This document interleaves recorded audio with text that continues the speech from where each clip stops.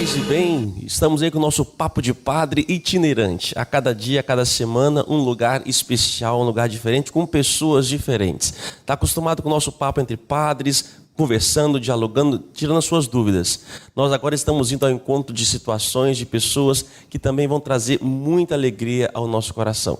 E hoje eu tenho uma grata alegria, uma alegria muito grande invade no meu coração, a oportunidade de conversar com o nosso novo arcebispo da Arquidiocese de Vitória do Espírito Santo, Dom Dario Campos. Salve. Salve, Padre André. Paz Bom e bem, dia, né? Paz e bem. Pax et bono. Tá vendo? Para quem não é do Estado do Espírito Santo, quem não é da Arquidiocese de Vitória, nós estamos aqui na Arquidiocese do Espírito Santo, tivemos uma transição agora. Nosso Dom Luiz Mancilla Vilela, né, aposentou, e o Papa Francisco, no dia 7 de novembro de 2018, nomeou então Dom Dario Campos, que tomou posse aqui na Arquidiocese agora no último dia 5 de janeiro de 2019. E vamos bater um papo sobre isso, né?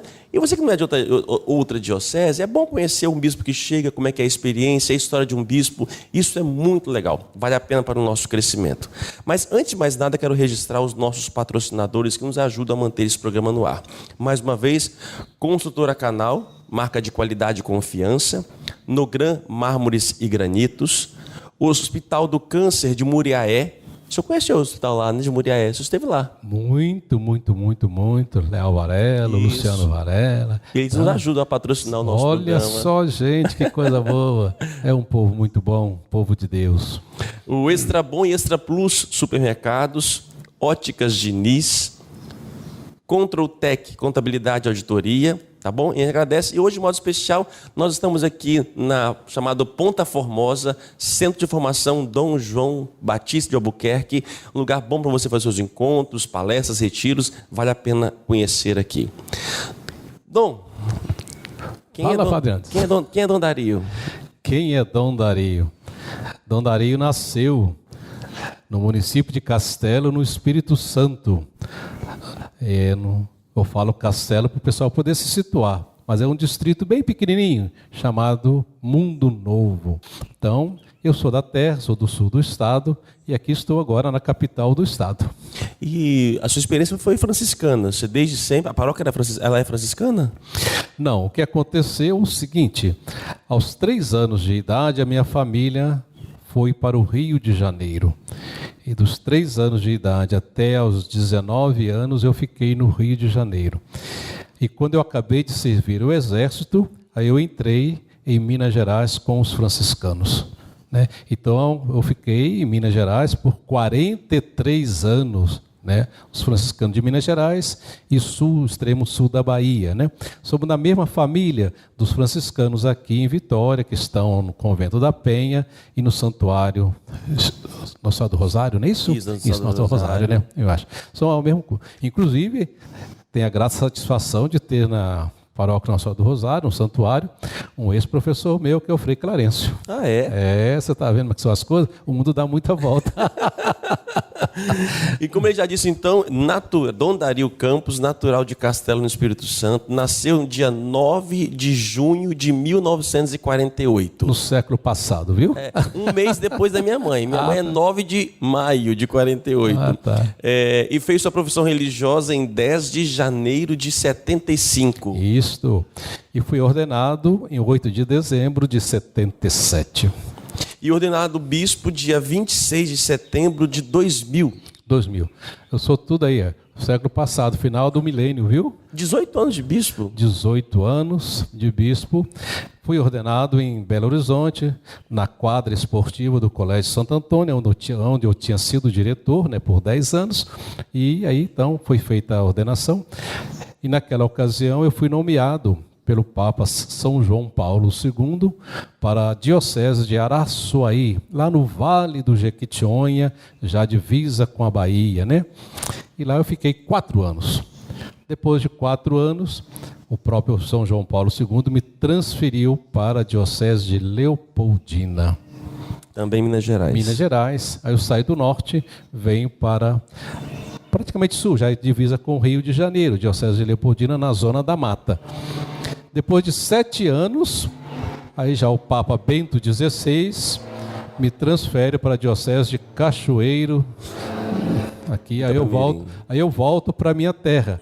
Quer dizer, eu volto à minha terra depois de 60 anos. E quanto tempo você ficou em Cachoeiro, Dom? 7 anos e 6 meses. E agora o Papa Francisco me transfere para a Arquidiocese de Vitória. Assim, essa é a minha trajetória, viu? Qual o lado positivo e negativo dessas transferências? Para um bispo é pouco tempo, né? Num lugar, numa diocese. Dá tempo de tomar assim... Eu falo o seguinte, o que eu não fui transferido como franciscano... itinerante, então eu fui transferido como bispo, né? Mas eu acho que é a necessidade da igreja. Em princípio, um bispo é nomeado para ficar na sua diocese até o final de sua vida. Mas a necessidade da igreja faz com que, às vezes, o Papa peça ao bispo a sua remoção, a sua transferência. Então eu sempre vejo, eu nunca pedi transferência ao Santo Padre e sempre foi um pedido que veio. Aliás, nem é pedido, você já recebe a carta já nomeado, né? O núncio avisa você dizendo, tem uma carta para o senhor, e nessa carta ele diz, começa bonito, viu? Excelência reverendíssima, né? O Santo Padre acaba de nomear-te, nesse caso aqui, arcebispo da Arquidiocese de Vitória. Espero o seu assentimento, o seu consentimento. A notícia vai ser publicada no dia tal, nesse caso, 7 de novembro. O senhor ficou sabendo quanto tempo antes? Eu fiquei sabendo no dia 22 de outubro, né, no dia que ele ligou para mim. E ia sair no dia 7? De novembro, é. E até lá, segredo pontifício, você não pode falar com ninguém. Transmita ao novo povo de Deus a ti confiado, a minha bênção apostólica, saudações, passa bem. Aí você está transferido, é desse jeito que você é transferido, viu? Nossa, E você pode dizer também não, lógico. Sim, você pode dizer não, mas para você dizer não, você tem que dar o porquê, a justificativa do não, né? E eu acho que fica muito feio para um bispo dizer não. Se eu peço ao padre, no dia da ordenação dele, obediência a mim e aos meus sucessores, como é que eu vou dizer agora não? Como é que eu vou dormir depois da minha consciência? Quando eu transfiro um padre, ele também vai dizer assim, não, o senhor não quis ser, quando o Papa transferiu o senhor não foi, agora também não vou não. Quer dizer, é uma questão de coerência de vida, penso, né? Dom, o senhor está hoje com 70 anos. Uma pergunta, me desculpa, que às vezes acontece. É a sua primeira reação de muitas pessoas aqui na Arquidiocese, e muitas pessoas falam um pouco sobre isso. 70 anos, e com 75 anos, o bispo, e todos nós, padres, temos o papel de entregar, né, de renunciar, que no caso serão, a princípio, 5 anos, podendo se esticar. Alguns surgiram uma palavra que o bispo Dom Dario seria um bispo de transição. E eles têm todo o direito de falar isso, porque na hora. Mas eu digo que quem está pensando em transição está totalmente enganado, penso eu. Aí eu cito o Evangelho. Os operários da última hora receberam o mesmo quanto o trabalhou o dia inteiro, né? Boa resposta. Então, eu não me sinto de transição, eu tenho boa disposição, quero trabalhar. Quem quiser, vem atrás de mim. Quem não quiser, fica à beira da estrada. E quero lembrar também o Papa João 23, que disseram que também seria um Papa de transição, né? E de repente o homem convoca um concílio e reforma a igreja inteira. Não, eu não vou convocar concílio nem quero reformar a igreja, mas eu não me sinto, né? E as pessoas têm liberdade de falar, de achar. Eu penso que quem pensa assim é porque não quer trabalhar. Porque para Jesus, para a igreja, não há transição, né? E a vida é muito simples, muito curta. Você pode... Eu acabo agora de ver aí um bispo, né, que acabou de falecer, está sendo sepultado hoje. Aí estava conversando há pouco com outro padre, que um bispo novo foi nomeado, não deu 2 anos, está falecido. O outro que tem 77, 78 está vivo. E a diocese já vai para o segundo bispo depois. Quer dizer, eu acho que para Deus não é questão de tempo. Aí eu lembro muito a carta de São Pedro. Um dia para Deus é como 1000 anos como um dia. Então quem vai com essa justificativa de transição, eu acho porque tem direito de pensar, pois não, pensa aí. Não, e também pelo histórico do senhor, né, 5 anos, 7 anos em diocese. Isso já fez muito por essas dioceses e é muito querido por essas dioceses. Então, esse período também é um período que já está acostumado a viver em outras dioceses e fazer muito. Fazer eu não sei se eu fiz muito, mas que a gente criou um laço de amizade, de carinho com o povo, criou, né? Então, só para dizer a você que aqui no dia da posse tinha gente de Araçuaí, tinha gente de Salinas, tinha gente de Montes Claros, gente de São Luís do Maranhão, arcebispo de São Luís do Maranhão. E por falar nisso, viu?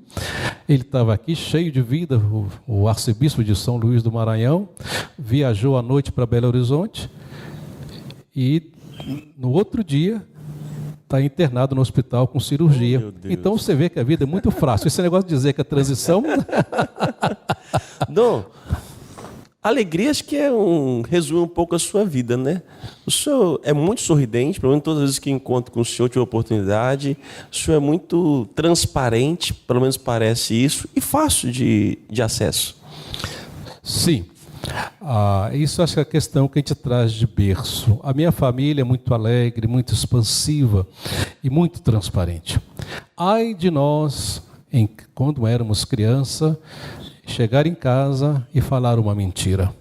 Você podia saber que o chicote ia comer. Meu pai e minha mãe sempre exigiram a verdade. Você podia fazer o que fosse. Chegou em casa, mamãe, eu fiz isso, aconteceu isso. Papai, você fez? Você sabia que não podia fazer, meu filho. Aí vinha a conversa. Mas se você mentisse, isso a gente traz de berço. Eu não aguento conversar com alguém que esteja mentindo. Então, vamos falar a verdade, ser verdadeiro. E depois, isso é de família, né? Quer dizer, essa espontaneidade, essa alegria a gente traz com isso. E depois, ser franciscano também, eu acho que a gente tem que transmitir essa alegria. Ainda mais agora com o Papa Francisco, que ele nos fala a alegria do Evangelho. Se você quer transmitir o Evangelho, você tem que transmitir com alegria. Você não pode transmitir o Evangelho meio, desculpa a expressão, meio boco-moco. Não pode. Aí não dá certo. Boco-moco. Boco-moco? Isso é lá em Araçuaí, tem essas expressões, viu? Boco-moco. Lá na Cochichina, viu? A Cochichina já ouvi, agora boco-moco é a primeira vez. Tá bom. Dom, eu fiz algumas perguntas. Na verdade, sim, eu pedi aos internautas, através do meu Instagram, o que você gostaria de perguntar ao novo arcebispo de Vitória, Dom Dario Campos. E surgiram aqui algumas perguntas. Nossa Senhora da Penha. Eu vou sair daqui antes do almoço.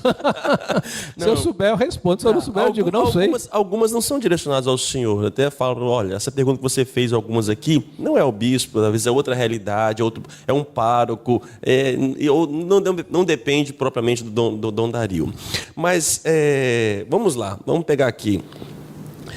Qual o seu maior desafio?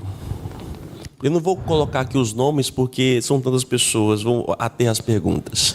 Desafio é tentar viver o Evangelho de nosso Senhor Jesus Cristo. Aquilo que Ele nos pede. Principalmente no Evangelho de hoje, Lucas 4. Né? Anunciar esse Evangelho aos pobres, aos pequenos, libertar os cativos. Então, acho que isso dá vista aos cegos. Eu ainda falava hoje na minha homilia que o que é libertar os cativos? Libertar os cativos, você pensa logo naquele que está preso, aquele que está na cadeia. Tudo bem, mas quantas pessoas estão presas em si mesmo, fechadas em si mesmo, vivem numa verdadeira cadeia, então numa verdadeira celas. Eu acho que essas pessoas, nossos irmãos e irmãs, a gente tem que chegar com eles com uma palavra de alegria, uma palavra de esperança e libertá-los. Quantas pessoas estão cegas, elas não veem a realidade do mundo, não veem a beleza do mundo, não enxergam seu irmão e sua irmã. O que é ver, dar vista aos cegos? É fazer com que o meu irmão, a minha irmã, olhe este mundo com o olhar de Deus. E qual é o olhar de Deus? O olhar da bondade, da ternura, da paciência, da verdade. E aí vai.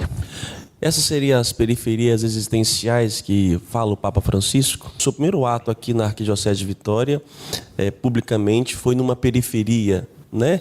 Num lugar mais carente da nossa arquidiocese, e foi um momento simbólico. É como se estivesse mostrando a identidade do seu ministério. Se estende a essa periferia existencial também? Sim, o Papa, você sabe, muitos nossos que vão participar conosco. O que caracteriza a transferência de um bispo e a sua tomada de posse é o que nós chamamos a bula pontifícia. É a carta do Papa. E nessa carta que o Papa manda para a gente, chamado bula, ele já dá aí o programa de governo que ele espera daquele bispo. E ele começa a bula com Lucas 4, que é o evangelho de hoje. Depois ele faz todo o aspecto, recomendações, saudações ao Dom Luís, e ele vai terminando com o evangelho de Mateus, e termina a frase dizendo: eu te recomendo a seguir as pegadas de São Francisco de Assis, como franciscano, e o cuidado com a criação. Então o próprio Papa Francisco, ele dirige, ele pede, isso não só a mim, mas aos padres, à igreja, a cada cristão, a cada católico, esse está olhar carinhoso com o irmão mais sofredor. Agora, quando eu falo sofredor, as periferias existenciais, claro, nós temos as periferias existenciais concretas, irmãos que estão sofrendo aí uma questão social, mas mesmo aqueles também que muitas vezes vivem na classe A, têm uma situação melhor de vida, estão morando uma vez muito bem, às vezes também vivem numa situação profundamente de exclusão. Para eles também nós temos que levar uma palavra de esperança, de amor e de carinho. Dom, outra pergunta aqui de internauta. O que ele faz para não cair em tentação? O que não fazer? O que o senhor faz? É não deixar essa tentação entrar dentro de você.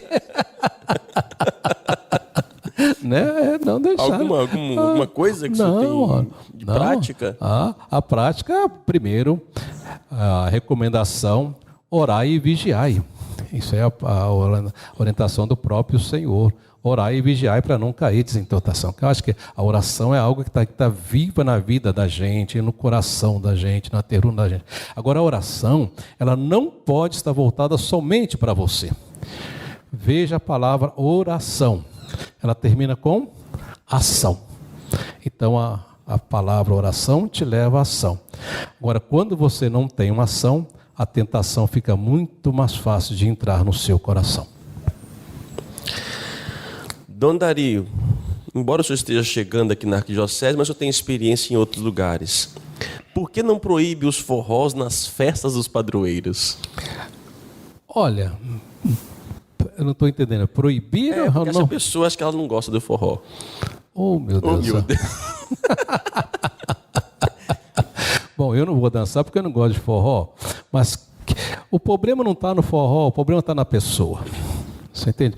Eu acho que a primeira coisa na festa de padroeiro não é de fato para estar com todas elas com forró. Mas se de repente acontece um forró, uma brincadeira, uma dança, meu Deus do céu. É bom demais, né? Eu não vejo problema, não. Eu também não vejo problema, vejo que às vezes as pessoas colocam problemas onde ele não existe, você entende? O problema está na pessoa e não lá, você entende? Então,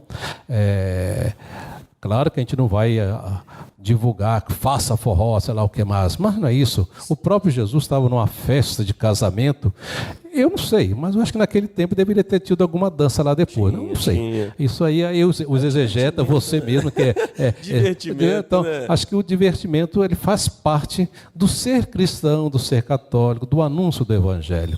Não é que a gente vai fazer que tem que fazer, não. Mas se por acaso aconteceu, pelo amor de Deus, não vamos agora caçar chifre na cabeça de cavalo. O senhor vai se aproximar mais das paróquias mais carentes? Não, eu não vejo distinção de paróquia, né? Para mim, todas as paróquias são paróquia, todo povo é povo. Eu acabei de dizer há pouco, né? Tanto aquele que mora lá no alto da periferia, como aquele que mora aqui na melhor situação. Eu acho que o ser humano é ser humano, e todos eles merecem a mesma atenção nossa de igreja. Claro que eu tenho que estar voltado com atenção para aquele que está necessitando. Agora, como é que eu vou pregar o evangelho a um irmão, levar a alegria de Jesus, se ele está com fome? Se ele está com a casa caindo, se ele não tem onde dormir? Primeiro eu tenho que atender essas necessidades básicas para depois levar o evangelho, falar de Jesus Cristo. Foi muito engraçado que nessa subida agora, quando eu subi, né, para São Benedito, cumprimentando o povo, os jornais colocaram que era 1.300 pessoas. E eu cumprimentando, de repente eu entrei numa pequena porta e estava o povo na porta também. E quando eu me vi, eu olhei, vi umas cadeiras brancas. Aí que eu olhei para cima, eu vi que era a Assembleia de Deus. E aí eu estava cumprimentando aquele povo da Assembleia de Deus, estava abraçando o pastor. E quando eu vi que era a Assembleia de Deus, eu falei para ele, meu irmão, um bom trabalho, uma boa pastoral. E ele me abraçou e me deu um beijo aqui no cangote. Né? E aí tinha uns padres atrás que começaram a rir porque viram que eu estava lá dentro da Assembleia de Deus, mas eu entrei sem saber.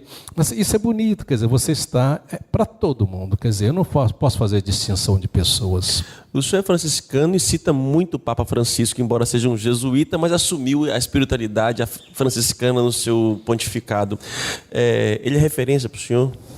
Sim. Papa Francisco é referência, Papa Bento XVI é referência, São João Paulo II é referência, cada um com seu estilo, com seu modo. Eu acho que hoje quem é o Papa Francisco. É nesta barca que nós temos que entrar. Antes dele era o Papa Bento, eu tinha que estar na barca do Papa Bento. Antes do Papa Bento era o Papa São João Paulo II. Eu tenho que estar na barca do Papa Francisco hoje, porque ele é o sucessor de Pedro, ele é o sucessor de Jesus Cristo. Eu não posso entrar noutra barca. Se eu entrar noutra barca, eu entro numa barca furada. E antes era Dom Luiz, agora é Dom Dario. Então eu tenho que seguir Dom Dario. eu acho que é por aí, viu? Para um bom entendedor. Dom Luiz, muito bom. Dom Dario, também muito bom. Cada um com seu carisma. Cada um com seu carisma. Então eu acho que, para quem sabe, ele é um piga-letra, viu? Já entendi tudo. Qual a principal responsabilidade ao assumir uma arquidiocese? Como é a responsabilidade de ser um arcebispo? É muito diferente de ser bispo? Bom, arcebispo eu vou descobrir agora, que é a primeira vez que eu sou, viu? Mas eu acredito que não é diferente. Tanto faz o arcebispo como o bispo, a responsabilidade pela igreja é grande. Primeiro é manter a igreja unida de Jesus Cristo, que Jesus Cristo quer a união. Primeiro, o cuidado com os sacerdotes, com as vocações, tanto religiosas como as diocesanas, sacerdotais. Eu acho que isso é fundamental. Um cuidado com as famílias, com as crianças, com os jovens. Eu acho que o bispo é aquele que deve estar junto do seu povo, com o seu povo, estar perto do seu povo e tentar caminhar com o seu povo, né? Isso tanto faz você estar em Araçuaí, que era uma diocese com 22 paróquias, quanto está aqui agora com a arquidiocese com 90 paróquias, né? Se a gente cria essa unidade no clero, tentar criar essa amizade, essa fraternidade e estar presente com todas as paróquias. Para mim não existe paróquia de elite ou paróquia pobre. Se a paróquia de elite ela não for capaz de ajudar a paróquia pobre, e se a paróquia pobre não for capaz de ajudar também a elite, então aí tem qualquer coisa errada. Nós temos que estar em comunhão. Muito bem, Dom. Por falar nisso, na questão de bispo, arcebispo, a dúvida das pessoas. Qual a diferença entre bispo, arcebispo, cardeal e cônego? São perguntas do povo, né, de modo geral. Não, o arcebispo é porque ele está numa sede metropolitana, onde tem as dioceses sufragâneas, que se fala, né? Sufragâneas, né? Então, nesse caso nosso aqui, Vitória, temos a diocese de Cachoeiro, São Mateus e Colatina. Mas cada igreja particular tem o seu bispo. E o arcebispo tem que tentar manter essa unidade na sua província eclesiástica, com os bispos, tentar fazer o mesmo trabalho, tentar seguir as mesmas metas que o Papa está nos pedindo, né? Então, a função do arcebispo é ter essa unidade dentro da sua província eclesiástica. Se ele conseguir fazer isso, já acho que já está de bom tamanho. É uma característica do senhor, do seu ministério, pelo menos por onde já ouvi falar, que o senhor citou agora, essa proximidade com os sacerdotes, com os padres. O senhor tem um carinho muito grande, né? Uma presença muito grande junto a nós sacerdotes, como bispo. Sim, é muito interessante porque quando eu estudava teologia, né, e de grata recordação, eu fiz todo o meu curso de teologia e filosofia lá no Instituto Filosófico de Petrópolis, né? E eu sempre pensei em trabalhar numa paróquia e nunca fiz distinção, se fosse do interior ou na cidade, periferia ou num bairro de classe boa. Isso para mim não é importante. porque o povo está onde ele nasceu, ele é obrigado a viver ali. Agora o padre, o sacerdote, o frade, ele é um discípulo do Senhor Jesus, então ele tem que ir aonde está. E digo a você que nesses 41 anos de padre, eu nunca tive uma paróquia. Você nunca foi pároco? Eu nunca fui pároco. Mas o senhor exerceu o ministério sacerdotal durante 23 anos, se não me engano. 23 anos. E quando eu fui nomeado bispo, com 23 anos de sacerdócio, eu nunca tinha sido pároco. E nunca tive uma paróquia e de repente eu ganho uma diocese, ganho 20 e tantas paróquias, né? Eu sempre fui nomeado, sempre fui trabalhar com formação, com o Colégio Santo Antônio em Belo Horizonte, superior das casas nossas 2 vezes, trabalhando no governo da província, como conselheiro, secretário, depois vice-provincial e provincial. E quando eu estava reeleito para mais 3 anos, 15 dias depois da reeleição, eu fui nomeado bispo. Então, de repente, eu nunca trabalhei numa paróquia e ganho uma paróquia. E trabalhando nesse período de formação, eu acho o seguinte: se você tem um carinho pelos padres, se você forma bem um padre, você forma bem uma comunidade futura onde esse padre vai trabalhar. Isso que é importante. Por aí o meu carinho com os padres. E ver também que a gente trabalha para o povo e não é para a gente. E trabalhando para o povo, a gente está trabalhando para Jesus Cristo, porque o padre é aquele seguidor de Jesus hoje aqui na terra. Então ele tem que ser essa presença de esperança, de amor, de carinho, de ternura para com o povo.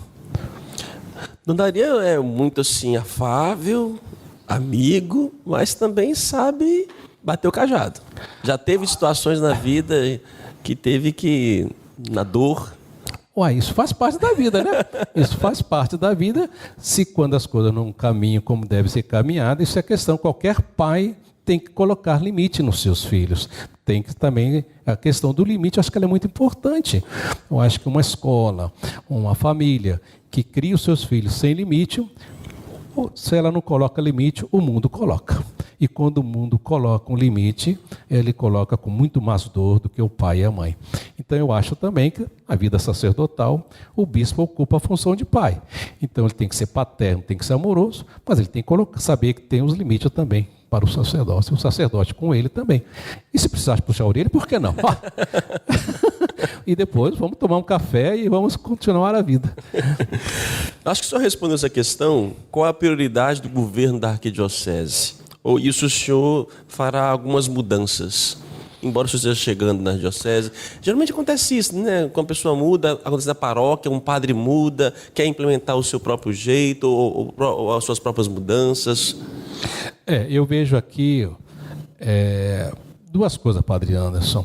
Primeiro, nós não podemos confundir um governo diocesano, um governo paroquial, com um governo civil político, de prefeito, governador ou presidente da República. Ele já chega com o seu projeto, querendo destruir o projeto do governo passado ou implementar mais o que fez. Tudo bem, acho que é isso mesmo. Mas nós somos representantes de Jesus, nós estamos a serviço de uma igreja, e toda igreja, toda paróquia, toda diocese, ela já tem um projeto, ela está caminhando dentro de um projeto de Jesus Cristo, da sua igreja.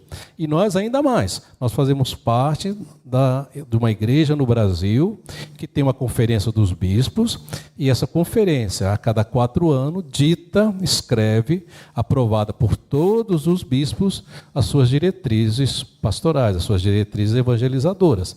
Então não é questão do bispo chegar, agora eu vou fazer desse jeito. Eu vou chegar simplesmente seguir aquilo que já vinha sendo feito. Agora, no caminho, claro, cada um vai dando as suas características, o seu modo de ser, o padre na sua paróquia. Quando um padre chega na paróquia e começa a mudar as coisas, no 1º, 2º mês, ele já pode sair e ser transferido de novo, porque ele não está entendendo nada de evangelização. Não é por aí que se começa as coisas, você entende? Aí, como diz o mineiro, abro aspas, sopa quente te come pelas beiradas, viu? Sopa quente te come pelas beiradas, ótimo. Falar em governo, em plano de governo, assim por diante, né, de mudanças, o senhor, na posse que o senhor teve, acho que na fala, o senhor citou algumas questões, e de modo especial o CONIC. Por que eu cito Conic aqui? Porque nós estamos no estado do Espírito Santo, um estado marcante em termos do protestantismo, né? A Arquidiocese de Vitória, nesses 15 municípios, em algumas cidades nós somos minoria como católicos, né? Como é que o senhor vê essa relação ecumênica? CONIC é o Conselho Nacional das Igrejas Cristãs. Sim, eu acho que a questão do ecumenismo não é questão do bispo ver, do padre ver. É um mandato do Senhor Jesus. O que o Senhor Jesus diz no Evangelho de São João? Que todos sejam um. Vamos rezar para que todos sejam um, para que haja um só rebanho, um só pastor. Então a gente esquece essa parte evangélica. Então nós temos que trabalhar com os nossos irmãos evangélicos, né? Acabou esse tempo de cruzada, de brigar, não sei o que mais, papai, tantas outras coisas. Gente, vamos estar unidos. O que nos une é muito mais importante, é muito maior do que aquilo que nos divide. E o que nos une é Jesus Cristo, é o seu Evangelho, a alegria do Evangelho. Então vamos estar juntos, vamos trabalhar junto, né? Eu fico brigando com o irmão por causa de religião, e enquanto os meus outros irmãos estão passando fome, estão de barriga vazia, estão com necessidade. Então não é por aí. Então a questão ecumênica não é a questão que o bispo ou o padre, ele tem que seguir o mandato do Senhor, e o mandato do Senhor é esse. Perguntas do nosso povo. É possível o arcebispo fazer uma assembleia só com as lideranças das pastorais, paróquia e comunidade? Tirando o clero? Pelo que eu entendi é isso. Uai, meu Deus do céu, já aí você está querendo segregar, né? Eu acho que é o povo de Deus. O povo de Deus é composto tanto do sacerdote, dos bispos, sei lá quanto. Então, está junto, você entende? Né? Quer dizer, essa pergunta ela traz uma pitada atrás dela, sabe? Então, respeito, com carinho, mas se o bispo está numa paróquia, por que não reunir com o povo? Não. E se precisar reunir com o povo sozinho, reúne. Se precisar, como também não reunimos muitas vezes com o clero sozinho, não. Eu não vejo problema. Quando a gente está com o evangelho, quando a gente tem a consciência tranquila, a gente não precisa ficar fazendo coisas às vezes escondidas só. Eu suponho que seja escondida, porque aí quer falar do padre, quer falar do bispo, né? Não, mas não é isso. Vamos juntos somar força, gente. Vamos parar com esse negócio de criar guetos pequenos. Existe algo que possa ser feito para aproximar os jovens da Igreja Católica? Como é que o senhor vê a situação hoje da juventude, né? Eu acho que a juventude, ela nunca se afastou da Igreja. É nós que temos que dar espaço aos jovens. Você entende? Vou dar um exemplo. Quer ver? Não sei se você vai concordar comigo. Os nossos jovens gostam profundamente de serem crismados. Serem crismados? Crismados. E, dependendo da diocese, que eu já passei, da paróquia, às vezes tem preparação de 1 ano, 1 ano e meio, até 2 anos já encontrei isso. Diocese que com 2 anos de preparação. E os jovens frequentam tranquilamente. Você vem, crisma 100, 150, 200 jovens. Nesse período de preparação, você tem algo que você está oferecendo aos jovens. Agora, eu pergunto muitas vezes ao padre, se os jovens chegar no domingo seguinte, depois da crisma, da sua preparação, e falar, padre, o que nós vamos fazer aqui na igreja? Então, o problema não está no jovem, não, o problema está na gente. Nós não sabemos o que fazer com os jovens. Então, aí começa a dizer assim, não, você vai, pega uma pastoral, não foge da igreja não. Quando eu escuto isso, um padre falar isso, eu estou dizendo, ele não está sabendo o que fazer com esses jovens.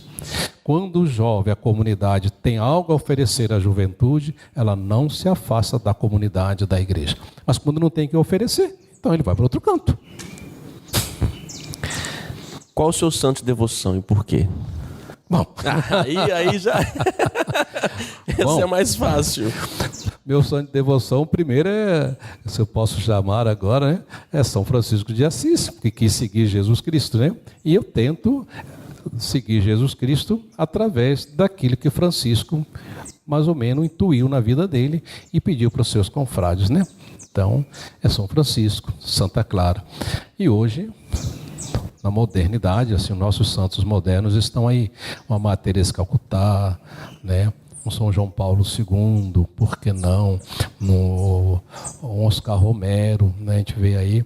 E digo ainda, Anderson, olha, eu fico admirado de ver o número de santas e santas que nós temos na nossa comunidade. Quando subindo o Morro São Benedito, eu encontro com a senhora idosa de 93 anos, subindo o morro. Isso é santidade, viu? Isso eu não posso dizer que eu estou cansado, que eu não vou fazer nada. Aquela mulher com aquele entusiasmo subindo e trabalhando pela comunidade, essa mulher para mim é santa. Dom, nessa santidade nós estamos aí junto também às questões dos meios de comunicação, as redes sociais, que ao mesmo tempo ajuda, às vezes atrapalha na santidade. Como é que o senhor vê esses meios hoje atuais? O senhor é interagido, o senhor interage com essas redes sociais? Não, eu sou analfabeto. Eu sou analfabeto. Nenhuma rede social? Não, eu só sei ligar o telefone celular, ligar e receber ligação. Nem passar mensagem eu passo, né? Nem com a minha família, né? Porque a rede social, eu acho que hoje ela é de fundamental importância. Com isso não quer dizer que eu seja contra, não. Eu não, porque ainda de fato não estou me interagindo com isso ainda. Agora, do mesmo jeito que ela pode fazer um bem muito grande, eu já vi a rede social destruir muita gente. E depois que destrói, não tem mais jeito de consertar. Eu já vi, já compartilhei, já acompanhei muitos sacerdotes, muitas religiosas, muitos leigos que tiveram a sua vida destruída pela rede social. Vou só dar um exemplo aqui. Quando estava em Belo Horizonte, um casal muito amigo tinha combinado com uma advogada de se encontrar num restaurante X. Só que a esposa não pôde ir, mas a esposa sabia que o marido ia encontrar com a advogada. Na hora ela teve um problema sério de saúde, ela não pôde ir. A advogada chegou e começou a conversar com o advogado. Jogaram na rede social que o marido dela estava com outra mulher no restaurante tal, e se ela não ia fazer qualquer coisa. Olha, ela disse, não, eu sei tudo que está acontecendo lá com ele e com ela. Poderia ter destruído um lar, uma família. Então, essa questão é muito delicada. Infelizmente, hoje todo mundo, quer dizer, você interpreta, né? Julga. E esse julgamento não é cristão, não é correto, você entende? Se bem eu não posso falar mal, cala a boca, fica calado. Não fala não. Não destrói o irmão não. Deixa ele quieto, você entende?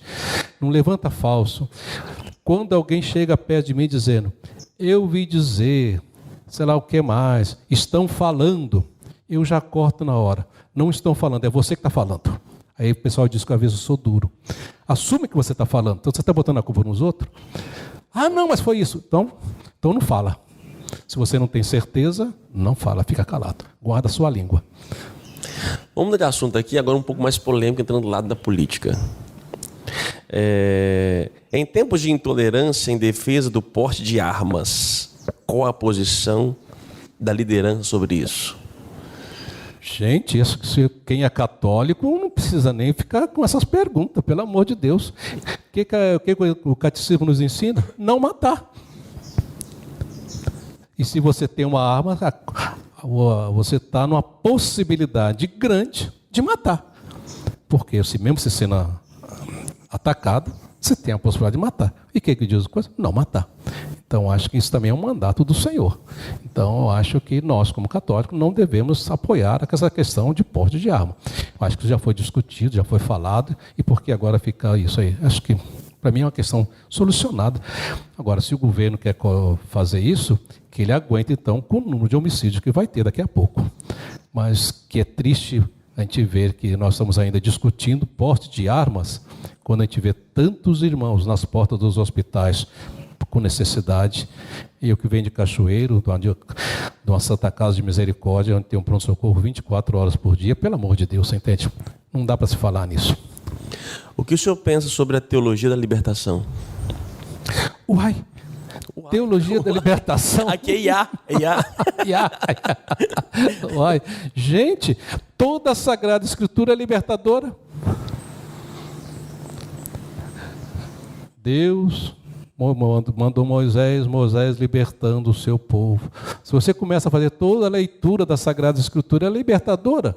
Agora, se você coloca libertação com questão política, é outra coisa. Mas o que Jesus veio? Libertar o homem do pecado, do mal, sei lá o que mais, da intolerância. Então, eu não vejo. Acho que Mas existe na cabeça de muitas pessoas, quando fala de libertação, como uma ideologia, como uma identidade própria, e não se vê como um lado macro, né? Não, se a pessoa já vem com ideologia, com marxismo, sei lá o que mais, então ela está no outro caminho, ela não está dentro da teologia de Deus e de Jesus Cristo. Perguntaram aqui, até pelo Instagram, que se o senhor é comunista. Eu falei, gente, eu mandei a carinha para a pessoa, como assim? Ai, pá, desculpa, eu vou fazer a pergunta. Sim, eu vou dizer o que Dom Helder respondeu. Quem sou eu para chegar perto de Dom Helder? Dom Helder dizia o seguinte, né? Quando as pessoas me veem dando comida a um pobre, fala que eu sou santo. Quando eu pergunto por que aquele pobre está passando fome, aí eles me chamam de comunista. Jesus também era comunista, porque ele ia a pé do povo necessitado. Se isso é ser comunista, eu sou comunista. Você entende? Então, todos os católicos é comunista, porque todos os católicos, né? Está no hospital atendendo o pessoal sofrido. Quantas brigas que eu tive com o governo por causa da Santa Casa de Cachoeira Itapemirim. E eu não precisava ter essa briga se eu ficasse quieto dentro do meu quarto. Mas não briguei nada por mim, briguei por irmão que estava necessitado, quase morrendo lá no leito de dor, porque o dinheiro não chegava do SUS, porque o governo estava prendendo o dinheiro aqui na capital, como diz o mineiro. Viu? Então, se isso é comunismo, eu sou comunista. Dom, estamos terminando nosso papo. Quero voltar ao início, né? Comecei de trás para frente. Como é que foi a nomeação para bispo? A nomeação para bispo também se deu da mesma forma. Eu nunca pensei em ser bispo na minha vida. Nunca. E não tenho essa pretensão, não tive, não tenho. E para mim o ser bispo é um serviço que a igreja me pede, mas nada, né? E ser bispo, como eu falei para você, eu estava 15 dias nomeado, novamente para mais 3 anos como provincial. Então todo o meu projeto de vida era com a província, com os nossos irmãos lá. E quando um outro bispo me trouxe essa notícia, ele me trouxe a carta de nomeação, eu tive muita resistência, sempre falando com ele dizendo, o Papa mandou a carta, você está. Aí, até que ele disse, você foi nomeado bispo. Eu falei assim, que mané nomeado bispo? Foi o Papa que mandou essa carta. Eu disse, o Papa nem me conhece, o Papa nem sabe quem eu sou, né? Agora, quando eu aí, em pé eu estava, eu perguntei a ele, para qual diocese? Aí ele disse, Araçuaí. Então, quando ele disse Araçuaí, aí veio meu lema, nas tuas mãos. Eu sentei e disse, toma, você sempre mandou os frades para a missão, para a África, para o norte de Minas, sul da Bahia, para as regiões mais necessitadas. Agora chegou sua vez. Como é que eu vou dizer não? Então foi aonde que eu falei, nas tuas mãos, Senhor. Foi aonde eu aceitei. Amém. O que gosta de comer? Ah, meu filho, eu não tenho dificuldade com comida, qualquer coisa, viu? Tendo feijão, farinha, eu comendo, também não tenho dificuldade para dormir. E com saúde também, até ontem eu não tive nenhum problema, não sei amanhã. Gosta de ser convidado? Para poder comer nas casas das pessoas? Sim, eu vou com muito prazer e nunca preciso ficar preocupado com comida para mim. Tendo feijão, um arroz, basta, não precisa mais nada. Quando vai celebrar uma crisma, fica para poder comer? Depende da agenda também, às vezes, né? Depende da agenda e depende da vez do horário, sei lá o que mais. Né? Eu não tenho dificuldade com isso também, não. Não tem, não. Comida não é problema para mim, não. Momento rápido. O que de engraçado já aconteceu na vida do senhor como bispo? Uma imagem, uma cena, um fato? Engraçado, rapaz, tem tanta coisa, papai do céu. Papai do céu. Quando eu fui uma coisa engraçada, viu? Vocês vão rir, né? É para rir. Eu fui a uma comunidade chamada lá no Vale de Jequitinhonha, uma cidade chamada Chapada do Norte. Chapada do Norte, onde tem um quilombo de escravos. Eles são tão negros que chega a ser quase azul, uns negros bonitos, umas negras muito bonitas, mas um povo acolhedor, uma bondade danada. E quando você vai entrando naquelas roças, naquelas matos, naquelas coisas, eles te recebem depois de tanta poeira, porque é pouca água, você chega, muitas vezes não tinha nem água para você lavar as mãos e o rosto, porque é pouca água. Então, suor e a poeira. E eles, para receber você, eles recebem, não recebem, mas recebem. E quando é bem recebido, eles jogam talco e rosas, pétalas de rosas com você. Pois bem, agora você pode imaginar suor, poeira e talco. Isso descendo dentro de você, aquele melado, sabe? Quando eu cheguei em casa, que eu fui tomar banho, que eu tirei as roupas, que eu olhei e falei assim, meu Deus do céu, será que eu sujei a calça? E aí vai outras coisas muito engraçadas. Você ficar atolado na poeira, de repente o carro não vai mais, está atolado na poeira, né? Agora o bonito também, quando eu estava em Leopoldina, né? Um dia lá chega um rapaz lá daquela Genipapo de Minas, um lugarzinho pequenininho, chega e é aprovado na Universidade Federal de Minas para engenharia megatrônica.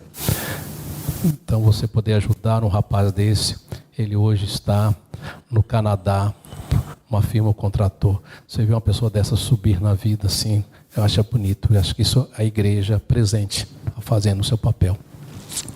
Tá certo, Dom. A gente agradece a oportunidade, a disponibilidade do senhor, para a gente poder conhecer essa prática nossa. Começamos há pouco tempo a fazer esses vídeos, né, os Papo de Padre.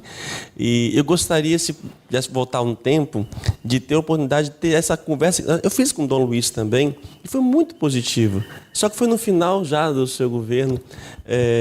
Como seria bom se tivesse a oportunidade de pegar lá no início, porque isso nos ajuda a conhecer um pouco a realidade, nos aproximar. Acho que muitas pessoas também, né? É bom que muitos católicos de comunidade já conhecem um pouco a história do nosso bispo e nos aproxima, né? Não precisa ter medo de bispo, né? Não tem medo, não? Não, bispo e padre não morde, não, você entende? Alguns mordem, tá? Mas se ele morde, ele está no caminho errado. Ele está no caminho errado, não está no caminho certo, não é o caminho dele, né? Porque nenhum discípulo de Jesus é para morder, mas é para agregar, ajuntar, estar junto e levar esse homem, essa mulher à salvação. Mostrar um outro caminho. O Evangelho de domingo eu acho fantástico, Padre Anderson. Domingo que vem? Não, domingo passado, da Epifania. Da Epifania. A Epifania eu acho bonito demais. Vocês imaginam, por exemplo, os reis magos saindo do Oriente, guiado por uma estrela, vem encontrar com Herodes. Herodes está aí no poder. Herodes não se dá o luxo de ir ao encontro de Jesus. Olha a delicadeza, os reis vêm, perguntam a Herodes, aí tem toda aquela história aí.